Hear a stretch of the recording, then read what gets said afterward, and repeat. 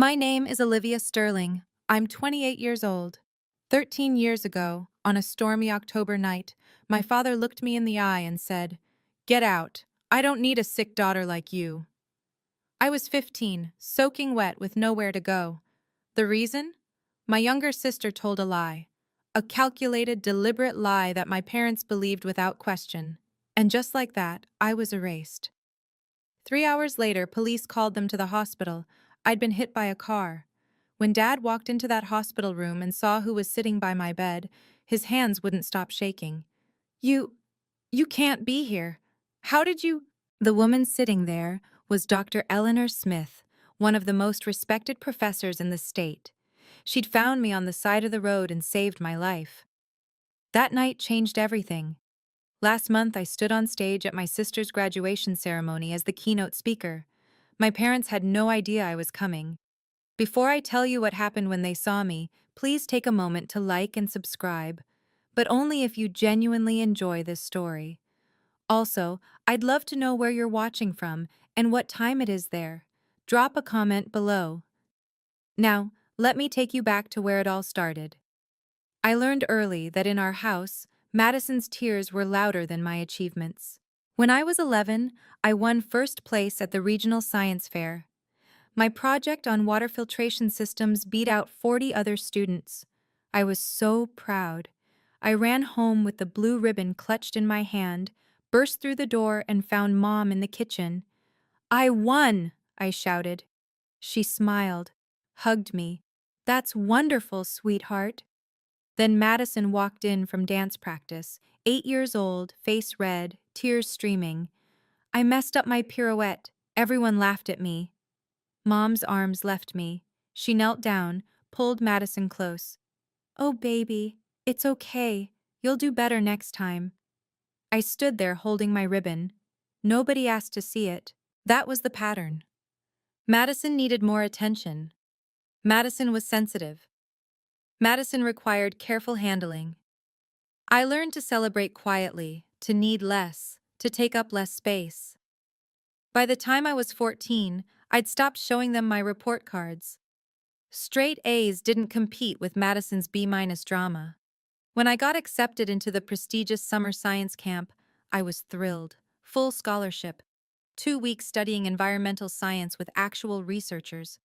Dad looked up from his phone. "That's nice, Olivia." Madison burst into tears. "Why does she get to go away? That's not fair."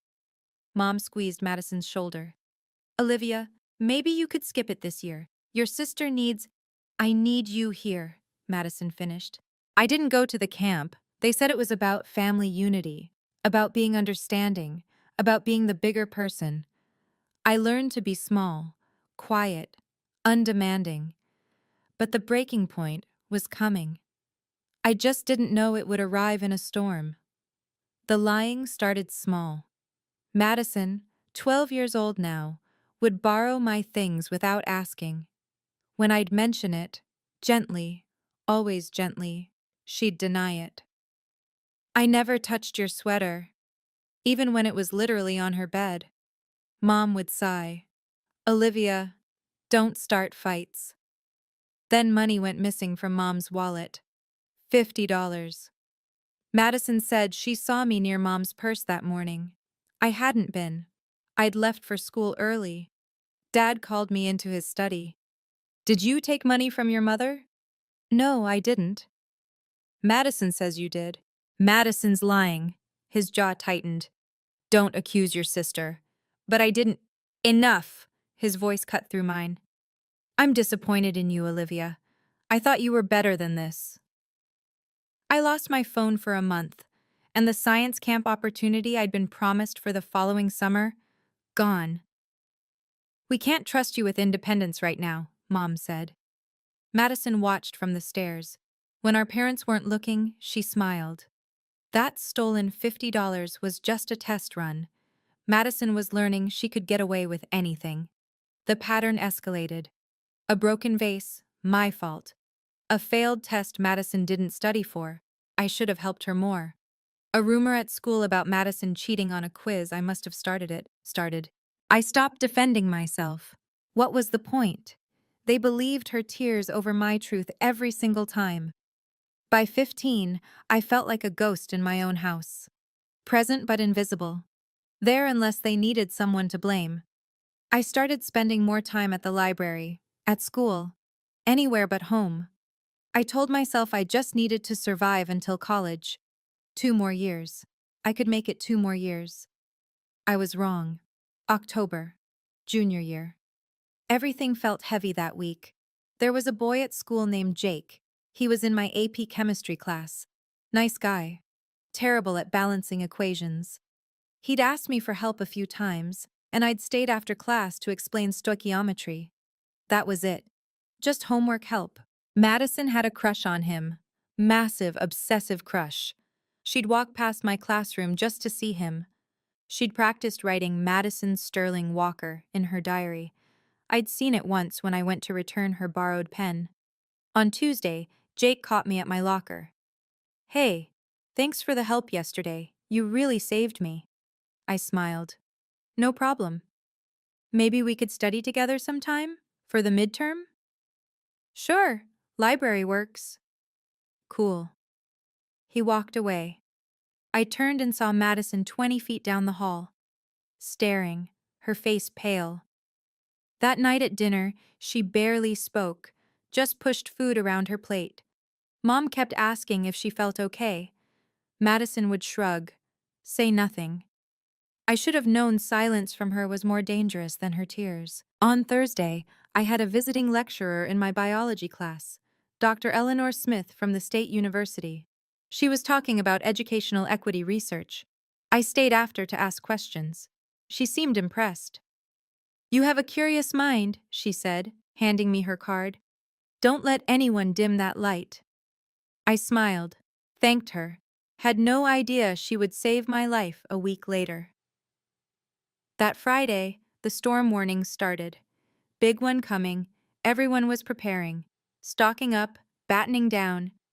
Madison still wasn't talking to me, wouldn't even look at me. I remember thinking, at least I'll have the weekend to catch up on homework in peace. I had no idea what she was planning. Friday night. The rain started around 6. We ate dinner in near silence. The weather alert kept buzzing on Dad's phone. Wind advisories, flood warnings. Everyone was tense. Madison picked at her pasta. I could feel her watching me. When I glanced up, she'd look away. After dinner, I went to my room, started my English homework. Outside, the wind was picking up, rain hammering the windows. The kind of storm where you're grateful to be inside. Around 8, I heard crying downstairs. Madison. Loud, heaving sobs. I froze, put down my pen, listened. Mom's voice, soothing. "Sweetheart, what's wrong? Talk to me." More crying. I waited. Maybe she'd twisted her ankle. Maybe she'd failed another test. Maybe... "Olivia!" Dad's voice, sharp, angry. "Get down here, now!" My stomach dropped. I walked downstairs slowly. Each step felt heavy.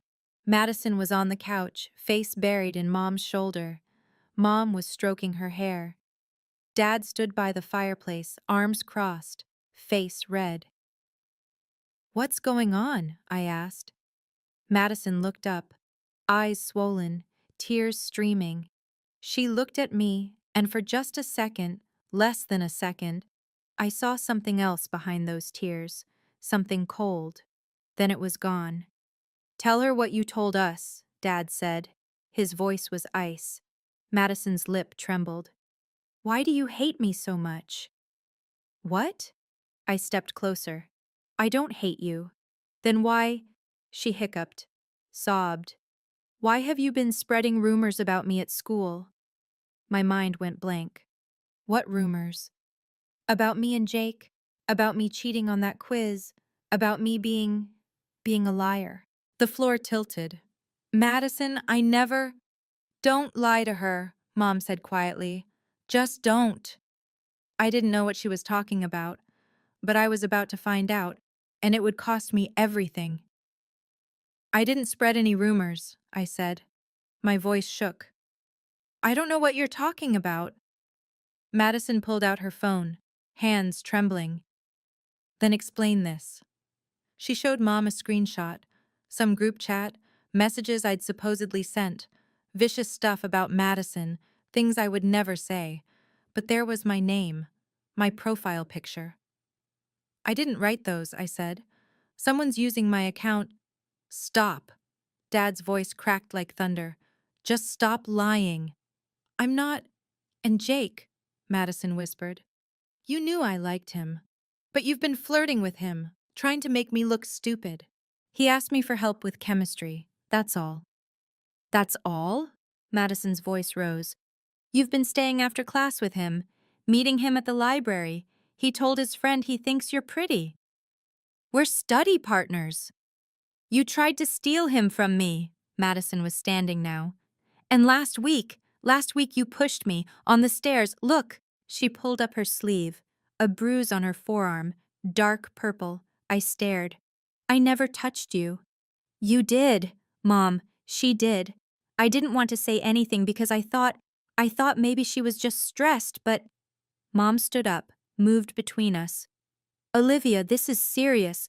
If you hurt your sister, I didn't. Then how did she get that bruise? Dad demanded. I don't know. Maybe she did it herself. The words hung in the air. Madison's eyes went wide, fresh tears. You think I'd hurt myself? Just to frame you? Yes, I was shouting now, desperate. Yes, because you do this. You lie. You've been lying about me for years. Dad took a step toward me. Is this true, Olivia? You've been bullying your sister? Making her life miserable? No. God, no. Please just listen. I've heard enough. Enough! Dad's fist slammed on the mantel. I've heard enough of your excuses.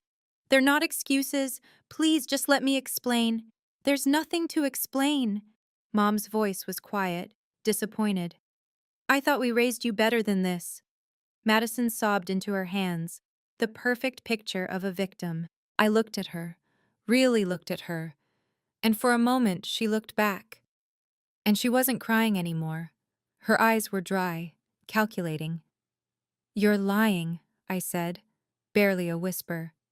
I'm not, she said, and her voice didn't shake. You are. You made all of this up. Olivia, Mom started. She's lying. I turned to Dad. Please, you have to believe me. I would never hurt her. I would never spread rumors. She's doing this because she's jealous, because Jake doesn't like her, because... That's it. Dad's voice went cold, flat. I don't want to hear another word from you. You're sick. Something's wrong with you. The word hit like a slap. Sick. I'm not... You need help. Professional help. But right now... He pointed to the door. Right now, I need you out of my sight. The rain was pounding outside. Thunder shook the windows. Dad, it's storming. I don't care. Where am I supposed to go? That's not my problem. His face twisted. Get out. I don't need a sick daughter like you in this house. The words carved into me. Sick daughter, like I was diseased, broken, wrong. I looked at Mom, begging silently. Say something. Stop him. Tell him this is insane. She turned away, kept her arm around Madison. I grabbed my jacket from the hook. My hands were shaking so hard I could barely zip it. The door slammed behind me. Through the window, I could see Madison watching me leave. She wasn't crying anymore. She was smiling. The rain hit me like a wall, cold, angry. Within seconds, I was soaked through. I stood on the porch for a moment, waiting. Maybe Dad would come after me, apologize, say he'd overreacted. The door stayed closed. I started walking. Nowhere to go, just away. Away from that house, away from Madison's lies, away from parents who believed I was sick. My phone buzzed. Low battery, 8%. I pulled it out, tried calling my friend Sarah. No answer. Jessica, straight to voicemail. It was Friday night. Everyone was home with their families. Safe, dry, not me. The wind whipped my hair into my face.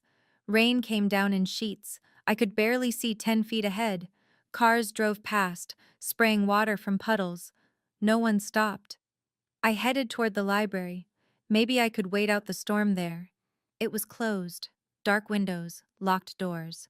The bus station was 2 miles away. If I could make it there, I could sit inside, stay warm, figure out what to do. I walked. Every step was heavy. My shoes were soaked through, water squelching with each footfall. My jacket clung to my skin. I was so cold my teeth chattered. Thunder cracked overhead. Lightning split the sky. I thought about turning back, knocking on the door, begging to come home. But the look on Dad's face, the disgust, I couldn't unsee it. Sick daughter. Maybe he was right. Maybe something was wrong with me. Why else would my own family choose Madison over me every single time? The bus station was still a mile away. The rain got heavier, the wind stronger. I didn't see the headlights until it was almost too late. I was crossing at an intersection. The light was green, I'm sure it was green, but the rain was coming down so hard and the wind was howling and I couldn't see clearly. The car came out of nowhere. Headlights, bright and blinding, a horn blaring, brakes screeching. I tried to jump back, wasn't fast enough. The impact threw me sideways. I felt my body hit the hood. Then the pavement, hard. My head cracked against the asphalt. Pain exploded through my skull, white-hot and all-consuming. I couldn't move, couldn't breathe. Rain poured into my mouth, my eyes. Everything was sideways. Wrong. I heard a car door slam. Footsteps running, splashing through water. Oh my God! Oh my God! A woman's voice, panicked. Sweetheart, can you hear me? I tried to answer. Nothing came out. Don't move. Just stay still. I'm calling 911. Her hands were on my shoulder, gentle. Stay with me, okay? What's your name? I blinked, tried to focus. Her face was blurry, dark hair, rain streaming down her cheeks. She looked familiar. Had I seen her before? My parents, I managed. My voice was barely a whisper. Your parents. Okay. What's their number? I'll call them. They don't. I coughed, tasted blood. They don't want me. Her face changed. What? They kicked me out. The words felt heavy. Said I'm sick, don't want me anymore. She stared at me, rain pouring down between us. I saw something shift in her expression. Recognition, maybe. Or horror. You're going to be okay, she said. But her voice shook. I promise. You're going to be okay. Sirens in the distance, getting closer. The woman's face was the last thing I saw before everything went black. I don't remember the ambulance. Don't remember arriving at the hospital. My first clear memory is sound. Beeping machines, fluorescent lights buzzing, the smell of antiseptic. And a voice. The woman from the accident. She has a severe concussion, possible internal bleeding. You need to keep her for observation. I tried to open my eyes, too heavy. Everything hurt. I'm staying. That same voice, firm now, not panicked anymore. I'm not leaving her alone. Ma'am, are you family? I'm the one who hit her with my car. I'm staying until her parents arrive. Time passed. I drifted in and out. Voices came and went. At some point I heard new voices, familiar ones. We're Olivia Sterling's parents. Dad. He sounded strained. Mr. and Mrs. Sterling. The woman's voice again, cold now, professional. I'm Dr. Eleanor Smith. A pause, recognition clicking. You're a professor at the State University, Mom said. I am. Dean of Graduate Studies, actually. Her tone could cut glass. I'm the one who hit your daughter with my car tonight. It was an accident, Dad said quickly. We don't blame. She ran across the road in the middle of a storm. She was soaking wet. Alone. At night. Dr. Smith's voice rose. She was 15 years old. Why was she out there? Silence. Mr. Sterling? I asked you a question. We had a family situation, a discipline issue. A discipline issue. Dr. Smith repeated the words slowly. What kind of discipline issue involves putting a child out in a storm? We didn't. It wasn't like that. Then what was it like? Because your daughter told me something before she lost consciousness. She said her parents didn't want her anymore. She said you told her she was sick. More silence. You're lying. Madison's voice. Small, scared. Olivia's making that up. She was barely conscious. She wasn't making anything up. I heard footsteps, someone walking away from my bed. Dr. Smith's voice, further now. I need to speak with a social worker. Now. That won't be necessary. Dad's voice, trying to sound authoritative, failing. We're her parents. We'll handle this from here. With all due respect, sir, you've handled it enough. This is a private family matter. The moment you sent a minor out in a storm, it stopped being private. Dr. Smith's footsteps came back. I felt her hand on mine, warm, protective. I'm not leaving until I know she's safe. A different voice now. A police officer. Mr. Sterling, we need to ask some questions. We haven't done anything wrong, Mom said, but her voice was shaking. Your daughter was hit by a car at 11 p.m. in a major storm. She's 15 years old. We need to understand why she wasn't home. I tried to open my eyes, managed to flutter them. Everything was blurry, shapes moving. I saw Dad's silhouette, Madison behind him. Dr. Smith noticed. She's waking up, everyone out now. She's our daughter, Dad started. And I'm the doctor in this room. Out. Footsteps, voices fading. The door closed. I felt Dr. Smith lean closer. Her hand squeezed mine gently. You're safe now, she whispered. I promise. You're safe. I wanted to believe her, but safe was a foreign word. I hadn't felt safe in years. I closed my eyes again. Let the darkness take me. When I woke up 3 days later, my parents were gone. Dr. Smith was still there. She'd kept her promise. She hadn't left me alone. The concussion was severe. I spent 4 days in the hospital. Dr. Smith came every day, brought books, sat by my bed, talked to me about college, about science, about futures I'd never imagined. My parents visited once, brought a bag of clothes, some schoolwork. They stood at the foot of my bed, uncomfortable, strangers in hospital scrubs. We're glad you're okay, Mom said. Dad nodded. You gave us quite a scare. Neither said sorry, neither explained, neither asked if I wanted to come home. Madison didn't come at all. On day 5, a social worker came. Her name was Rita. She had kind eyes and asked questions in a gentle voice. About my home, my family, what happened that night. I told her everything. Madison's lies, my parents choosing her, the words, sick daughter. Rita listened, took notes. Olivia, you have options. You don't have to go back. Where else would I go? Dr. Smith knocked on the door, stepped in. She could stay with me. I stared at her. What? Foster placement, temporary until we figure out something permanent, if you want. She looked at Rita. I've already started the paperwork. Why would you do that? My voice cracked. You don't even know me. Dr. Smith sat on the edge of my bed. Because someone once did it for me. When I was 17, my family kicked me out. A teacher took me in, changed my life. She touched my hand.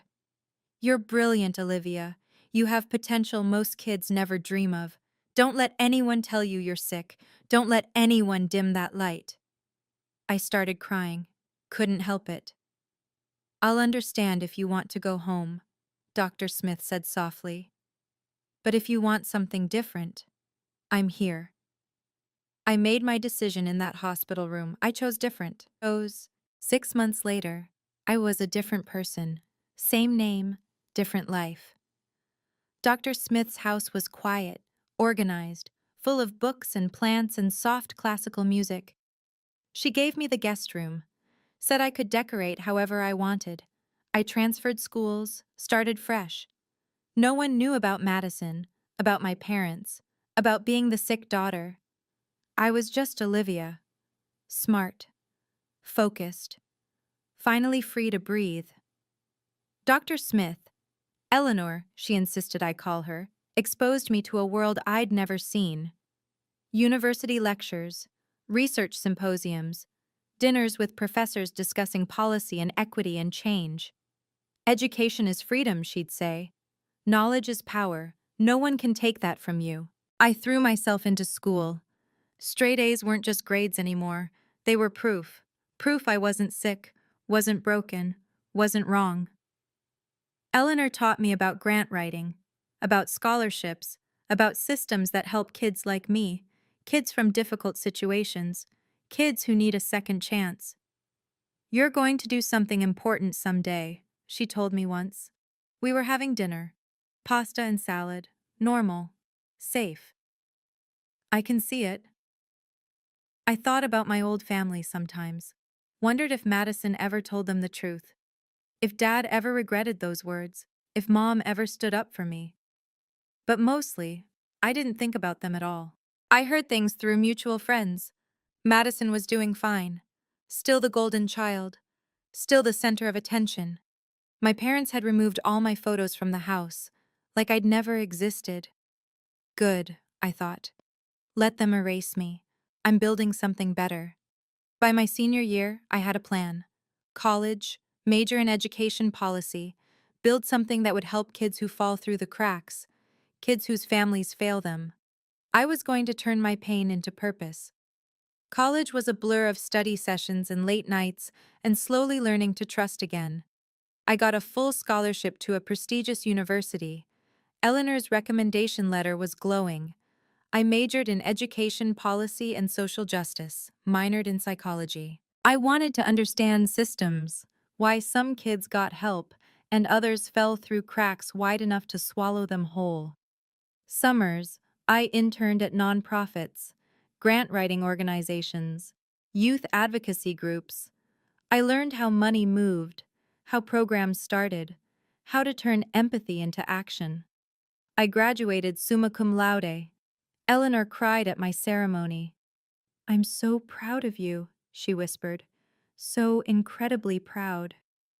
I got hired immediately as a research coordinator at a university education department. Eleanor's university, actually. Different building, professional distance, but still connected. At 25, I had an idea, a scholarship program for students from difficult family situations. Kids who'd been kicked out, abused, neglected. Kids who needed a second chance. I called it the Second Chances Scholarship. Original, I know, but clear. Eleanor helped me write the grant proposals. We secured funding from 3 organizations, launched the program at 1 university as a pilot, then 2 universities, then 5. By the time I was 27, we'd awarded over $200,000 in scholarships, helped 47 students stay in school, stay alive, stay hopeful. Media started paying attention. Local newspapers, education journals. I gave interviews, spoke at conferences, always told my story, vaguely. A 15-year-old girl who was told she didn't belong. Never named names. One day, my colleague David Brooks knocked on my office door. "Olivia, you're being considered for keynote speaker at a graduation ceremony." "Which university?" "Riverside State University." My stomach dropped. I stopped, breathed. "That's my sister's school." David blinked. "You have a sister?" "Not anymore," I said quietly. "But yes, she graduates this spring." David sat down. "Do you want me to decline on your behalf?" I stared at my desk, my hands, the scholarship applications stacked in neat piles, 47 students, 47 second chances. "What's the theme?" I asked. "Resilience and educational equity. President Walsh specifically requested you. Said your work embodies everything the ceremony should represent. My work, the scholarship program born from being thrown away, from being called sick. Would I have to? I paused. Would I have creative control over my speech? Complete control, they just want you there. I thought about Madison, sitting in her cap and gown, smiling, probably bragging about her perfect family, her supportive parents, her only child status. I thought about my parents in the audience, proud, oblivious, still believing they'd made the right choice 13 years ago. I thought about standing on that stage, telling my story, not for revenge, for closure. I need to talk to Eleanor, I said. That night, over dinner, I laid it out. They have no idea I exist in this capacity, no idea I built this. They probably think I'm dead or homeless or... I stopped. I don't know what they think. Eleanor set down her fork. What do you want to happen? I want to close the chapter properly, not with anger, with truth. And if they're hurt? They hurt me first. I met her eyes. I'm not doing this for revenge. I'm doing this because my story matters. Because showing them who I became despite them, that's not vindictive. That's honest. Eleanor reached across the table, squeezed my hand. Then do it. On your terms, with your head held high. Show them who you are now. I called David the next morning. Tell President Walsh I accept. I didn't see Madison in person, but I heard things, saw things. Social media makes ghosts visible. She posted constantly. Her senior year was documented in filtered photos and carefully curated captions, brunches with friends, study sessions that looked more like photo shoots, the perfect college experience. Can't believe I'm graduating in 2 months, one caption read. So grateful for my parents who supported me every step of the way. Hatch blessed # family first. The comments poured in. You're amazing. So proud of you. Your parents raised you right. I scrolled through her profile once. Just once. Morbid curiosity. There were no photos of me, no mentions of a sister. In her digital universe, I'd never existed. One post caught my attention. Madison at dinner with our parents. Big smiles, wine glasses raised. Celebrating my graduation with the 2 best people in the world. Love you, Mom and Dad. Dad looked older, gray at the temples. Mom looked tired, but they looked happy, proud. I closed the app. Through old acquaintances, people I'd known before the storm, I heard Madison was excited about graduation. Big ceremony, all her friends would be there. Her parents were throwing a party afterward. The keynote speaker is supposed to be really good, one friend posted in a group chat I was still accidentally part of. Some researcher who started a scholarship program. Should be inspiring. Madison had replied, Ugh, those speeches are always so boring, but whatever, it's my day. I smiled at that, took a screenshot, saved it. Not for revenge, just for proof that she had no idea, no clue what was about to happen. I wondered if she'd recognize me. 13 years was a long time. I'd changed, grown up, become someone else entirely. Guess we'd find out. I wrote my speech over 2 weeks, drafted, revised, cut, added, read it aloud to Eleanor a dozen times. Don't mention names, Eleanor advised. Tell the story, let people connect the dots themselves. The speech opened with statistics, educational inequity, students who fall through systemic cracks. Then it shifted personal. At 15, I was told I didn't belong, that something was wrong with me, that I was too broken to keep. I practiced in front of the mirror, watched my face stay calm, composed, professional. But someone saw potential instead of problems. Someone gave me a second chance. And that changed everything.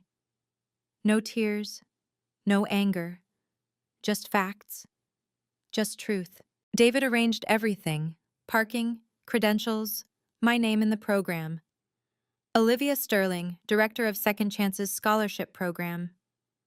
The night before I couldn't sleep, Lay in bed staring at the ceiling, thinking about Madison, about Dad's voice saying sick daughter, about Mom turning away. Was I doing this for the right reasons? Eleanor knocked softly, came in with tea, sat on the edge of my bed like she had 100 times before. Second thoughts? She asked. Just thoughts. You're not the girl they threw away, Olivia. You're the woman who built herself back up. Remember that tomorrow. I sipped the tea. Chamomile, honey. Will you be there? Front row. Always. Morning came too fast. I dressed carefully. Navy suit. Professional but not stuffy. Eleanor's grandmother's pearl necklace. She'd insisted I borrow it. In the mirror, I looked confident. Successful. Nothing like the soaked 15-year-old who'd been told she was sick. I was ready. The campus was beautiful. Old brick buildings, manicured lawns, students in caps and gowns everywhere, families taking photos, laughter, excitement. The air buzzed with possibility. I arrived early, met President Walsh in his office. He was warm, effusive. Ms. Sterling, we're honored to have you. Your work is extraordinary. Thank you, sir. The students will be inspired, I'm sure of it. David walked me to the auditorium. Backstage was controlled chaos. Faculty adjusting robes, staff checking microphones, graduates peeking through curtains at the filling seats. I looked at the program, scanned the graduate names. There, row 3. Madison Sterling, Bachelor of Arts Communications. My heart kicked against my ribs. You okay? David asked. Yes. I folded the program. Just ready. Eleanor arrived. She wore a beautiful emerald dress, looked proud. She hugged me tight. You've got this. I know. Remember. I know. I smiled. Head high, truth clear, no revenge, just honesty. She kissed my cheek, went to find her seat. The auditorium was filling. I could hear the murmur of voices. Hundreds of people, families, friends, all here to celebrate their graduates. Somewhere out there, my parents were sitting down, probably in the middle section. Good view, excited for Madison's big moment. They had no idea who the keynote speaker was. David had confirmed. The program listed my name, but buried in small print. Most people didn't read speaker bios carefully. They'd find out soon enough. President Walsh touched my shoulder. 5 minutes. You're on after the opening remarks. I nodded, breathed, smoothed my suit. From the wings, I could see the stage, the podium, the microphone, hundreds of faces beyond the lights. It was time. Wait. Before I tell you what happened when I stepped on that stage, I need to ask, have you ever been in a situation where your family doubted you, but you proved them wrong? Drop a yes or no in the comments. And if you're enjoying this story so far, please hit that like button. It really helps this story reach others who might need to hear it. Okay. Now, back to the ceremony. This is where everything changed. President Walsh stepped to the podium. The crowd quieted. Welcome, graduates, families, and honored guests. Today we celebrate achievement, resilience, and the boundless potential of our students. Applause, cheers. Our keynote speaker embodies these values. She's dedicated her career to ensuring that every student, regardless of circumstance, has access to opportunity. Please welcome the director of the Second Chances Scholarship Program, Ms. Olivia Sterling. The auditorium erupted in polite applause. I stepped into the light. The stage was massive, podium centered, microphone waiting. Beyond the front row, faces blurred into a sea of caps and gowns. I walked with measured steps, confident, calm. My heels clicked against the stage floor. And then I saw them. Row 3, Madison, cap and gown, honor cords around her neck. She was clapping, smiling, turned halfway to whisper something to the girl beside her. Then she looked up, saw me. Her hands froze mid-clap. Her smile faltered. Confusion crossed her face. Then recognition, then shock. Her mouth opened slightly. No sound came out. Behind her, row 8, Mom and Dad, still clapping, not looking closely yet, just polite audience members applauding a speaker whose name they hadn't registered. I reached the podium, adjusted the microphone, looked out over the crowd. Madison's face was pale, staring. Her friend nudged her. "You okay?" Eleanor sat front row, stage right. She nodded once, small, encouraging. I gripped the podium edges. "Good morning. Thank you, President Walsh, for that generous introduction." My voice carried, clear, strong, amplified across hundreds of people. Dad's head jerked up. I saw him lean forward, squint, trying to place my voice. Mom's hand went to her chest. I smiled, professional, warm. "It's an honor to be here today. Today, I want to talk about resilience, about what happens when you lose everything and find yourself anyway." The audience was quiet now, attentive. "Let me tell you about a 15-year-old girl." I kept my voice steady, conversational. She was told she didn't belong, that something was fundamentally wrong with her, that she was too broken to keep. Mom's hand gripped Dad's arm. I could see it even from the stage. One night, in the middle of a storm, she was put out, told to leave, told she wasn't wanted anymore. Whispers rippled through the crowd, uncomfortable shifting. She wandered alone in that storm for hours. No phone, no money, no place to go. She was hit by a car, nearly died. Madison had gone completely still, frozen. Her face was white. But someone stopped, someone helped, someone saw potential where everyone else saw problems. Eleanor's eyes were bright, proud. That person became her family, her mentor, her mother in every way that mattered. I paused. Let the words settle. That 15-year-old girl was me. The auditorium went silent. You could have heard a pin drop. Dad stood up halfway.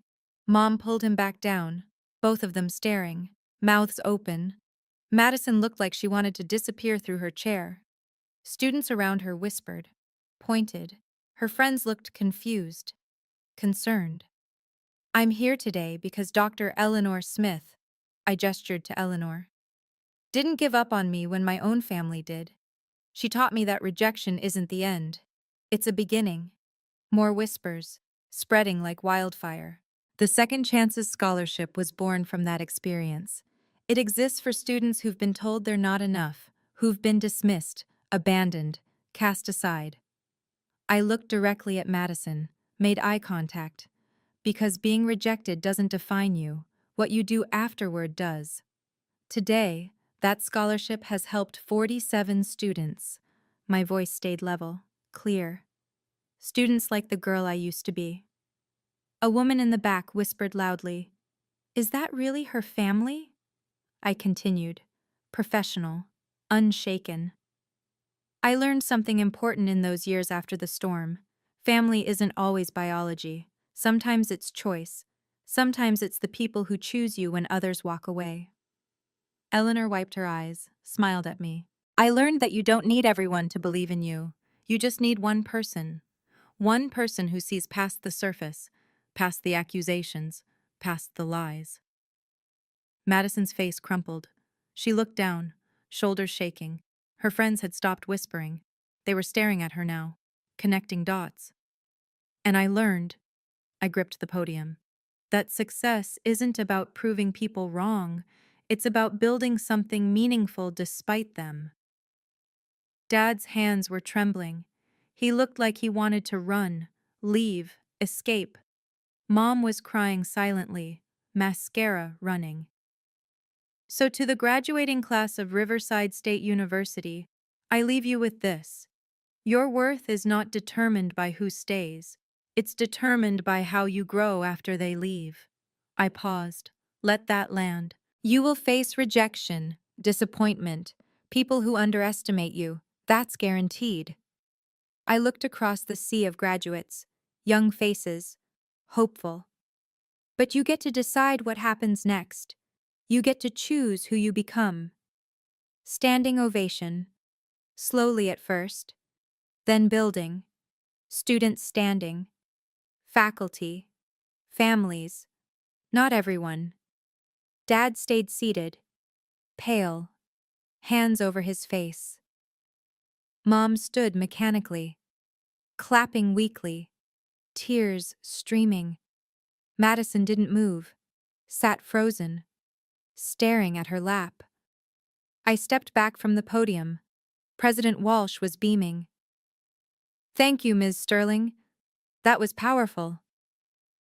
I walked off stage, back into the wings, and I breathed. The ceremony continued. President Walsh returned to the podium, started calling names. I stayed backstage, watched through the gap in the curtains. The energy had shifted. Students walked across stage to receive diplomas, but the applause was distracted, uneven.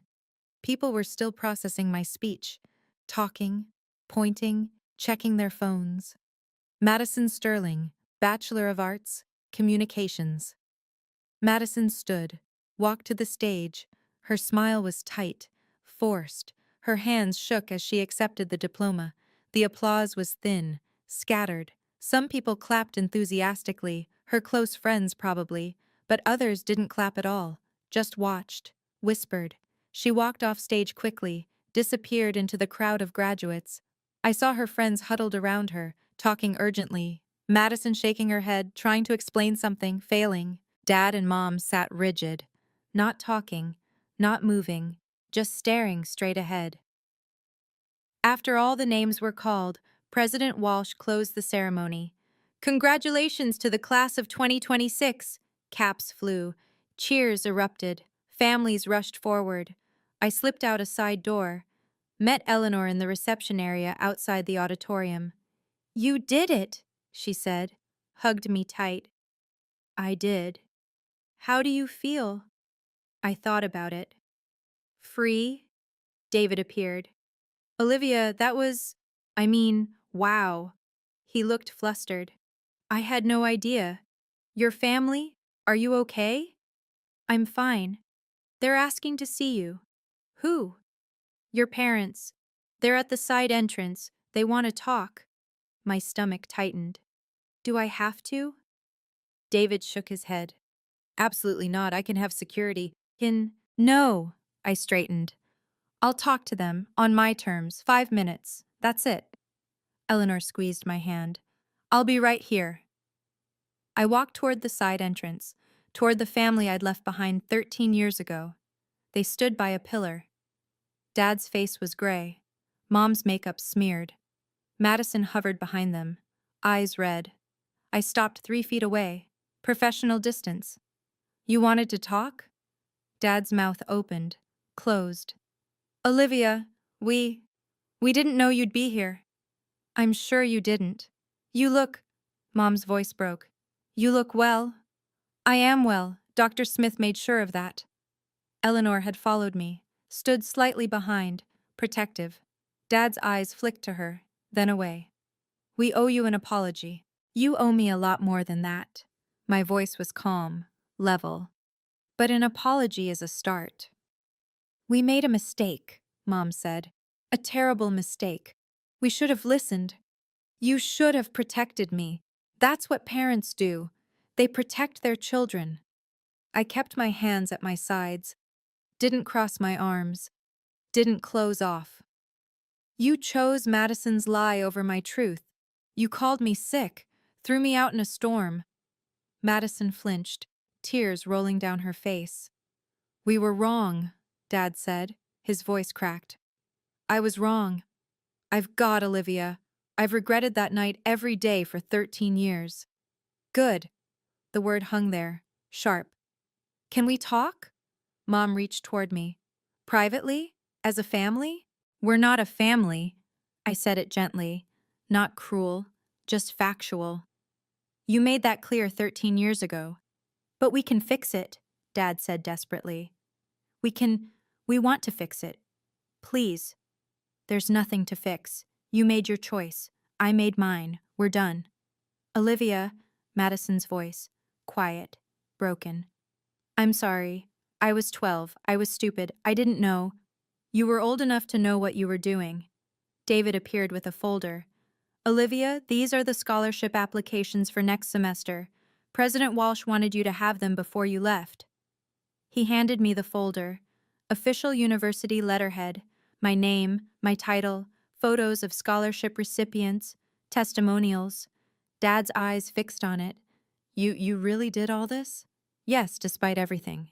Mom took the folder gently, opened it, read. Her face crumpled. 200 students? 47 so far, but we're expanding. You're a director? Senior director, as of last month. I took the folder back. I work with 5 universities. We've granted over $200,000 in scholarships to students from difficult situations. President Walsh joined us, oblivious to the tension. Ms. Sterling, that was the best keynote we've had in years. The students are still talking about it. Thank you, President Walsh. He turned to my parents. Are you Olivia's family? You must be so proud. Silence. They are, Eleanor said smoothly. Aren't you, Mr. Sterling? Dad's jaw worked. Yes, very proud. President Walsh beamed. Ms. Sterling is one of our most valued partners. Her program has changed lives, literally saved some of these kids. He shook my hand, walked away. Dad stared at me, really looked. We had no idea. You never asked. I kept my voice soft, not angry, just tired. You erased me, pretended I never existed. Why would you know? I tried to find you, Mom whispered. After the hospital, you disappeared. I changed my name legally, made it harder. I met her eyes. I needed you to not find me. I needed space to heal. Did you? Dad asked. Heal? Yes, no thanks to you. Madison's friends approached. 3 of them, looking uncomfortable. Madison? One girl touched her arm. Is that true? Is she really your sister? Madison nodded, couldn't speak. You said you were an only child. I know, You told everyone your sister died. Another friend's voice was cold. Last year, you said she died in a car accident when you were 12. My eyebrows rose. You told them I was dead? Madison's face flushed. I didn't. It was easier than explaining. Explaining what? The first friend demanded. That your family kicked her out? That you lied about her? It wasn't like that. Then what was it like? The third friend looked at me. I'm sorry. I'm so sorry this happened to you. Thank you, I said quietly. They walked away. Madison stood there, alone, watching them leave. Madison, Mom started. Don't. Madison's voice was sharp. Just don't. She looked at me, really looked. I wanted to tell them, so many times. I wanted to tell everyone the truth, but I was scared. Scared of what? That they'd hate me. That everyone would hate me. She wiped her eyes. They were right to. I deserve it. Madison. I stepped closer. I don't hate you. I forgive you. For my own peace, not yours. But I don't want a relationship. I need you to respect that. Can't we just... No. Firm. Clear. You made choices for 13 years. Choices to keep lying. To keep me erased. That's not childhood stupidity. That's who you became. Madison sobbed. Mom pulled her close. I looked at Eleanor. Can we go? Yes. She linked her arm with mine. Let's go home. We walked away, didn't look back, didn't look.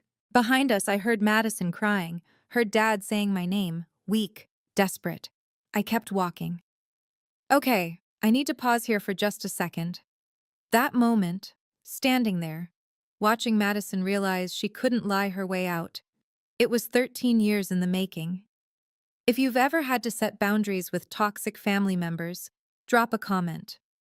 Boundaries matter. And if this story is resonating with you, please subscribe.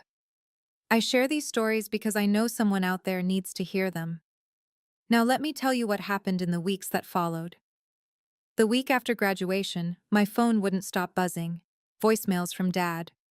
Please call back. We need to talk. I'm so sorry. We're so sorry. Just, please. Emails from Mom. Long, rambling, full of apologies and excuses. We were under so much stress. Madison was going through a phase. We didn't understand what we were doing. I didn't respond. Not yet. Work kept me busy.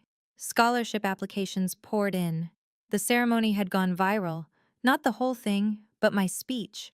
Someone had recorded it, posted it to social media. 50,000 views, then 100,000.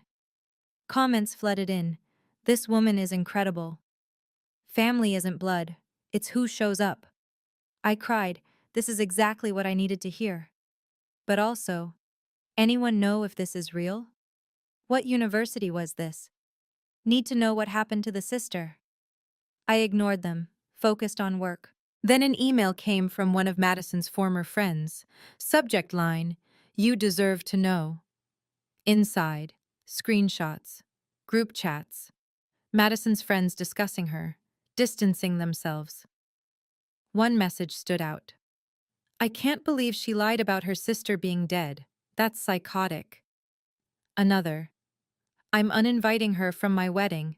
I don't want drama." Madison's carefully constructed social life was crumbling. Part of me felt bad, a small part. The larger part felt nothing, just relief. Eleanor and I had dinner. Quiet, comfortable. "How are you processing?" she asked. "I don't know, I feel—" I paused, searched for the word. "Free. Like I finally put down something heavy I didn't realize I was carrying." "You did well, Olivia. Handled it with grace. They want to reconcile." "Do you?" I thought about it. Really thought.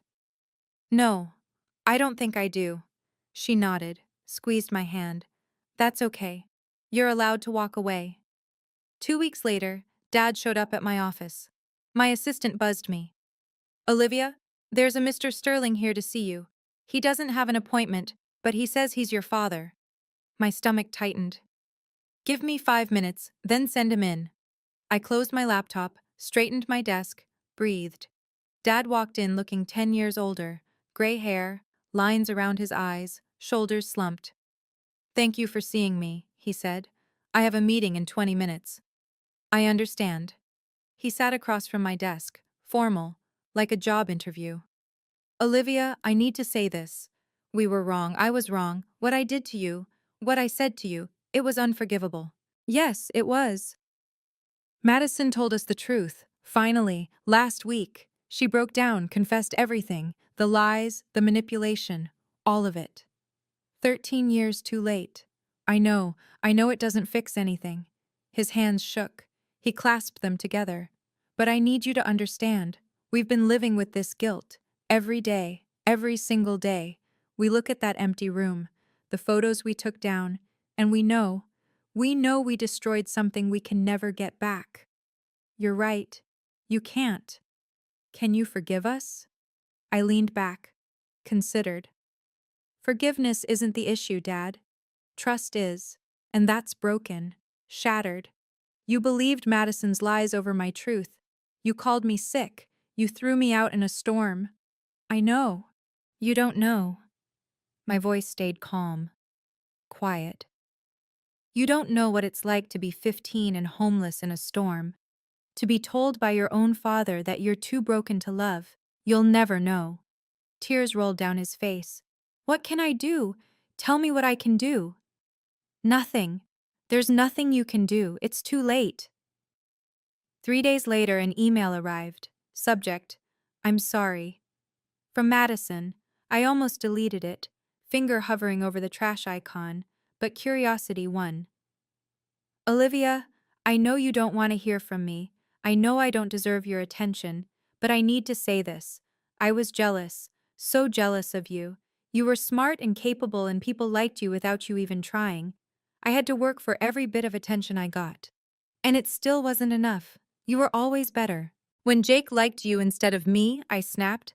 I planned the whole thing, the screenshots, the bruise, everything. I knew Mom and Dad would believe me. They always did.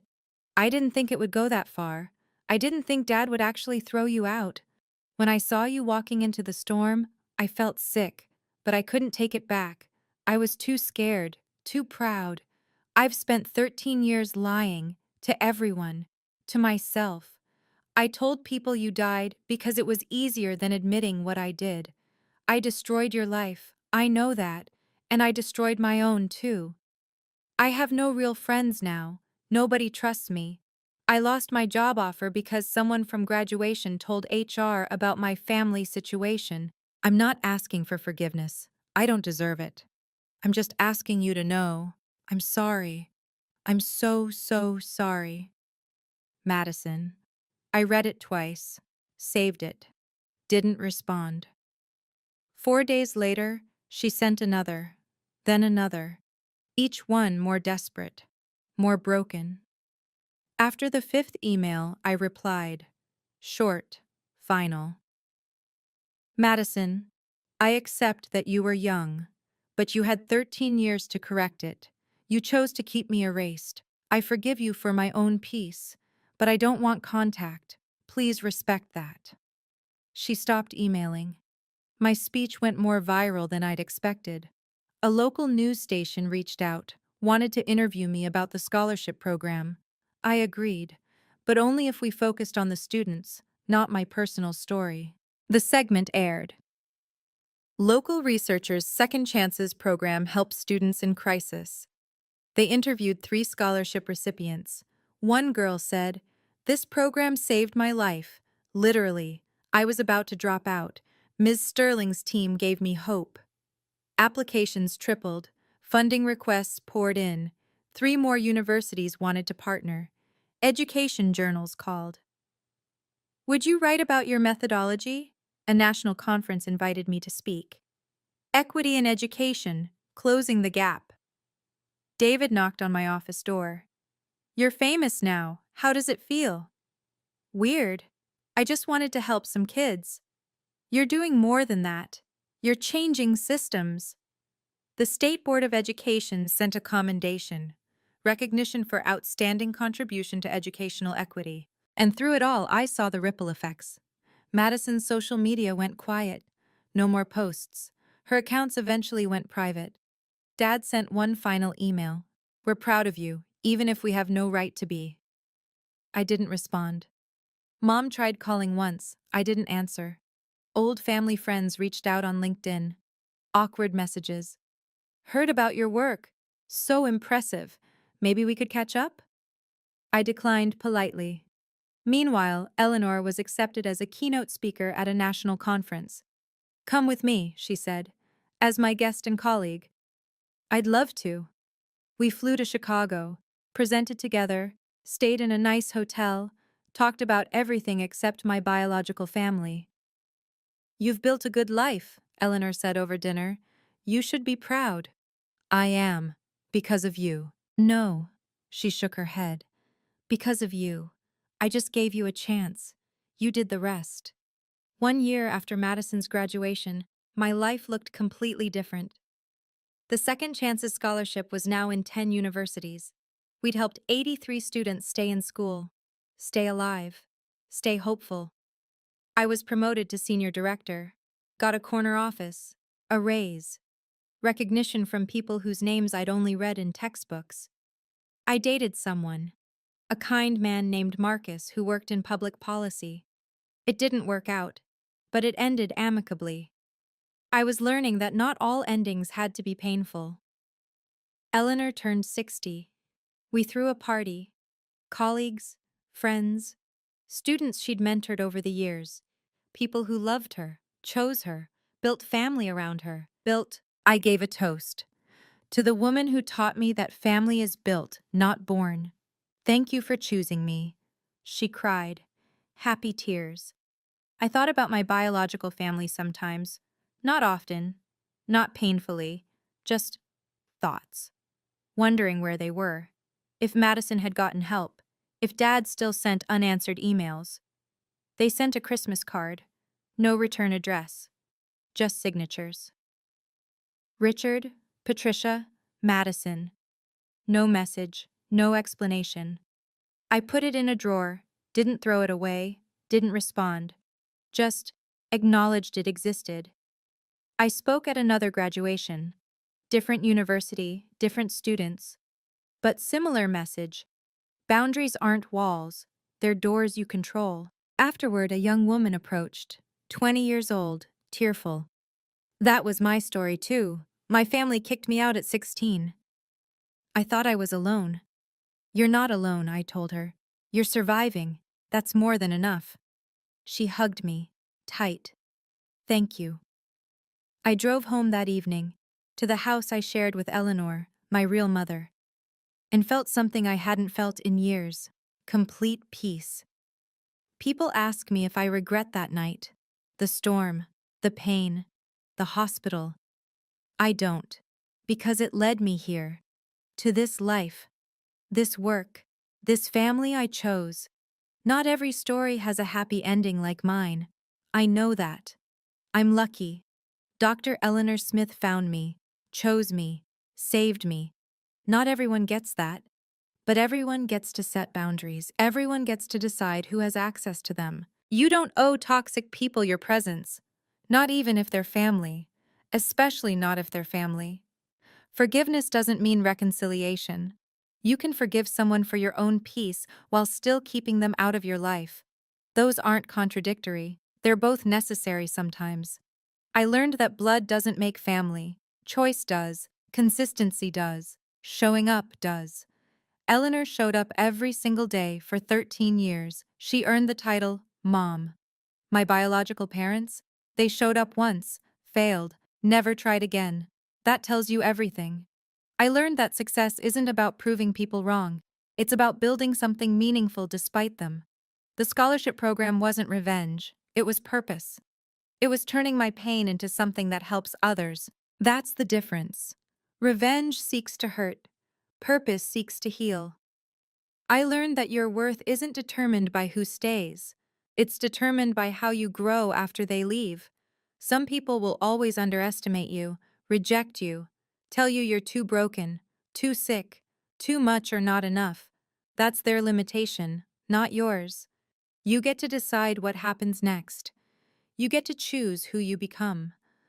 I chose to become someone who helps kids like me, kids who need a second chance, kids who deserve to know they're worth saving.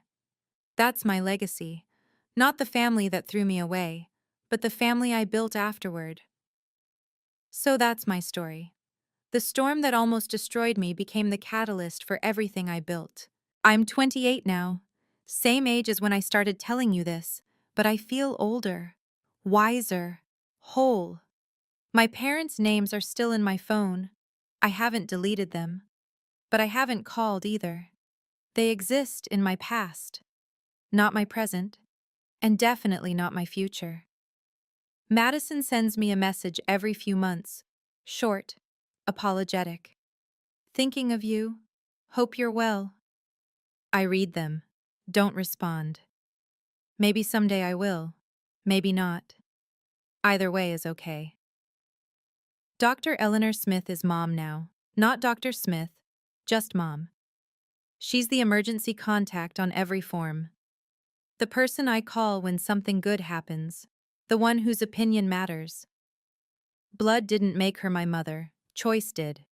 13 years of showing up, of believing in me, of loving me when I couldn't love myself. That's family. Every year, on October 15th, the anniversary of that storm, I drive past my old house, not to punish myself, not to wallow, just to remember.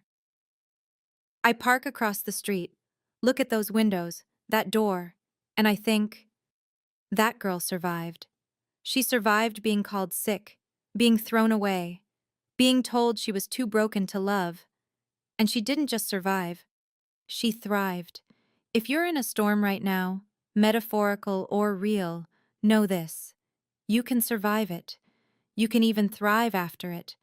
Just because someone gives up on you doesn't mean you give up on yourself. Set your boundaries. Choose your family. Build your purpose, and never, ever let anyone tell you you're too sick, too broken, or too much. You're exactly enough. Thank you for listening. You matter. Thank you so much for staying with me until the end. If this story helped you in any way, please hit that like button and subscribe. Your support helps these stories reach others who need to hear them. And if you want more stories like this, check the description below. I've linked similar videos there. Remember, you define your worth. Nobody else. Take care of yourself. I'll see you in the next story.